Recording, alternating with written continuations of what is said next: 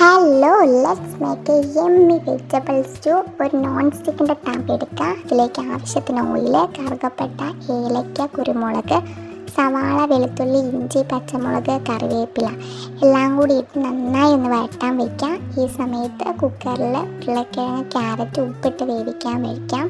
സവാള നന്നായി ഒന്ന് വരണ്ട് വരുന്ന സമയത്ത് നമുക്ക് ഈ വെജിറ്റബിൾസിലേക്ക് ആഡ് ചെയ്യാം. രണ്ടാം പാലും ഒഴിച്ച് നന്നായി കണ്ടിന്യൂസ്ലി ഇളക്കി തിളയ്ക്കാനായിട്ട് മാറ്റാം. തിളച്ച് വരുന്ന കറിയിലേക്ക് ആവശ്യത്തിന് ഉപ്പ് ചേർക്കണമെങ്കിൽ ചേർക്കാം. ഒപ്പം ഒന്നാം പാൽ ഒഴിക്കാം. കൂടാതെ മസാലപ്പൊടി, കുരുമുളക് പൊടി ആവശ്യത്തിന് ചേർത്ത് നന്നായി ഇളക്കി വീണ്ടും തിളയ്ക്കാനായിട്ട് മാറ്റി വയ്ക്കാം. തിളച്ച് വരുന്നതിലേക്ക് അതിൻ്റെ കൺസിസ്റ്റൻസിയും തിക്നെസ്സും മെയിൻറ്റെയിൻ ചെയ്യാൻ വേണ്ടി റസ്കിൻ്റെ പൊടി ആവശ്യാനുസരണം ചേർക്കാം.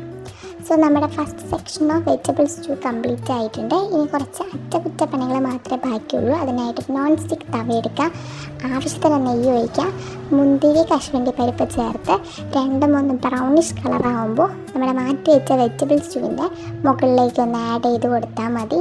നമ്മുടെ യമ്മി ടേസ്റ്റി ആയിട്ടുള്ള വെജിറ്റബിൾ സ്റ്റൂ റെഡിയായി.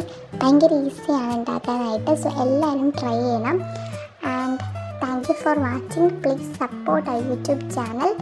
So bye. അടുത്തൊരു വീഡിയോയിൽ കാണുന്നവരെ bye.